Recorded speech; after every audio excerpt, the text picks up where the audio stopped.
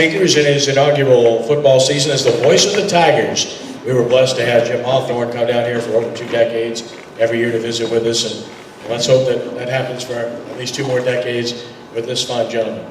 He joined the LSU Sports Network and called his first season of baseball games this past season for LSU, and then previously, of course, worked at Georgia Southern and worked for the Clemson Sports Network and Atlanta University.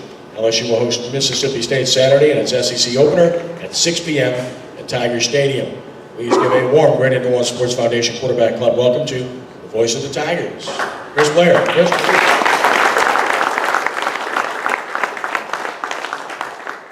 Thank you all, and thanks Ken and to the Quarterback Club for the invite. I certainly am very appreciative and really thrilled to be here. I did come to talk LSU today, but I got to brag on my friend here. Coach Alex, and I was with his crew and Coach Fritz for 2 seasons at Georgia Southern, and as he said, they led the country in rushing both of those years. And when they hired Coach Fritz, we were making the transition at the time from the FCS, former 1AA, to the FBS. And I can remember a group of people saying, you know, we've got a statue of Coach Eric Russell, who founded the program out there in front of the Operations Center. If Coach Fritz and company can win 5 or 6 games in this first year, I think we start raising money for a statue. They went 9-3, and really, Coach will tell you, should have gone 10-2, maybe even 11-1.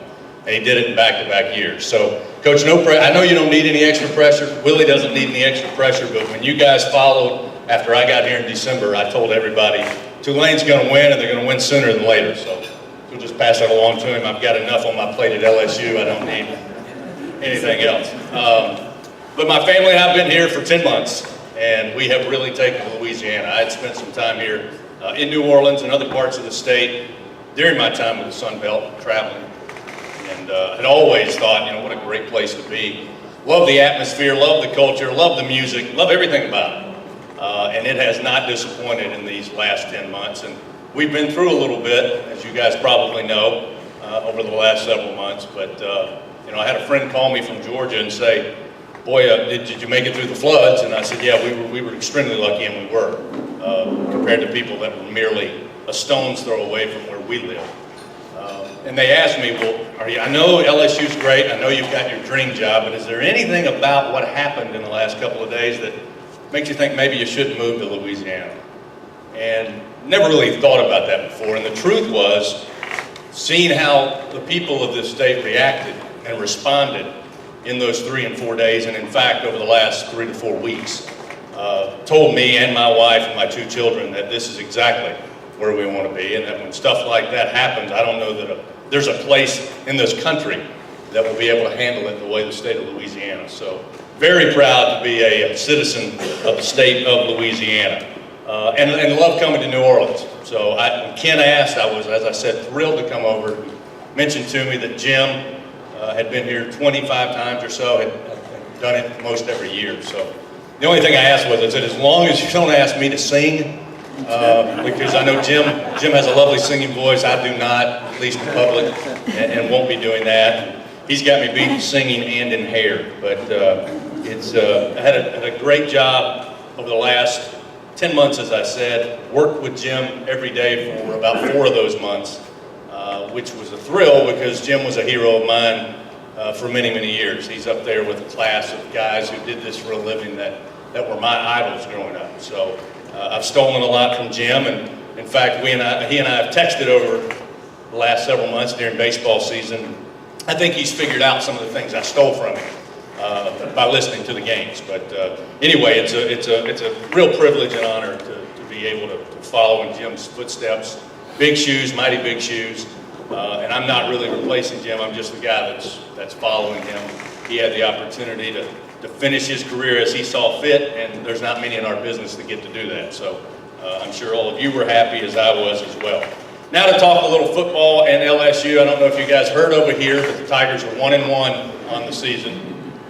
Opened up the year, tough game against Wisconsin, 16-14. I think the takeaway from that game, being around the program, being around the coaches and the players, that was probably not their best effort. And I think they knew that moments after they walked off the field.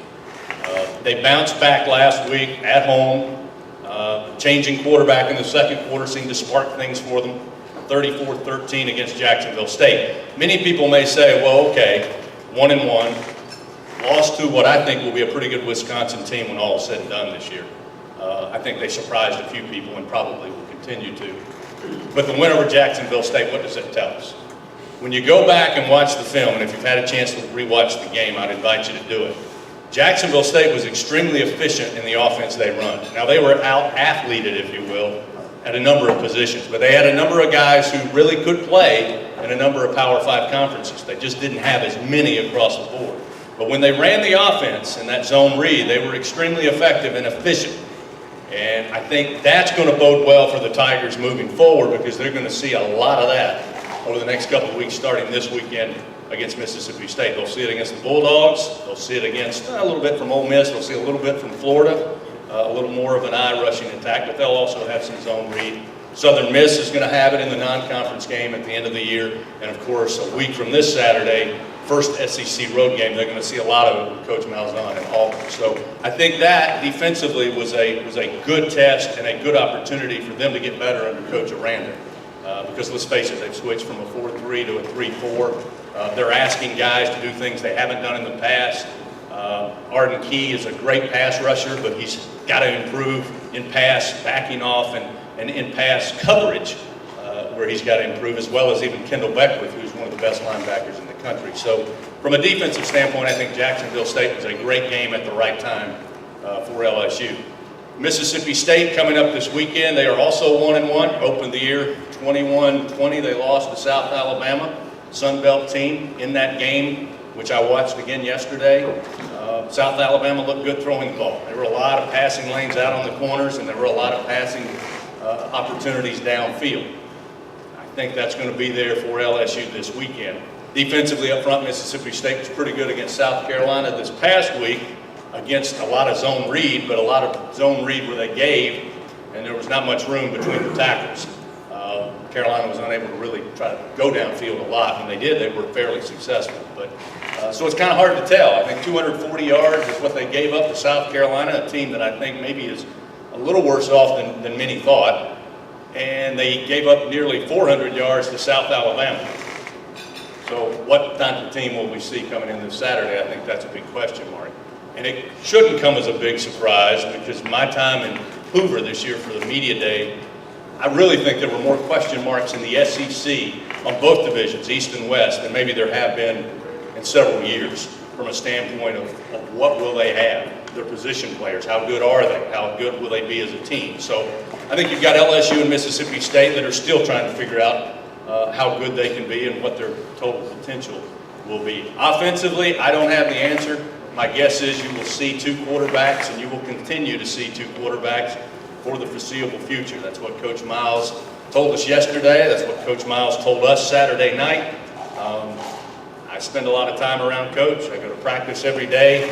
I can tell you I don't have the answer. I'm not sure anybody does. But I expect to see Danny Etling and Brandon Harris both take snaps probably this weekend, and probably, as I said, for the foreseeable future. But, you know, credit Danny Etling coming in the second quarter and sparking that team.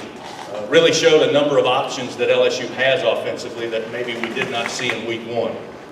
Check downs, nice little bootleg for the score that Danny was able to get in on.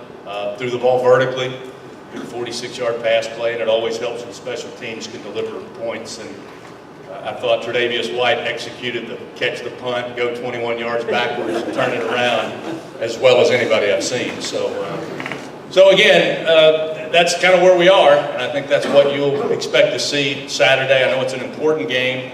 There's a lot of expectations, as there are year in, year out for LSU, and certainly maybe it's been extended a little bit more coming into 2016. But that's why they play the games, and it'll be a kickoff set for 6:05 Saturday at Death Valley. So again, it's great to be here. I'm thrilled to be here to visit with you guys. Hope to come and do it again real soon.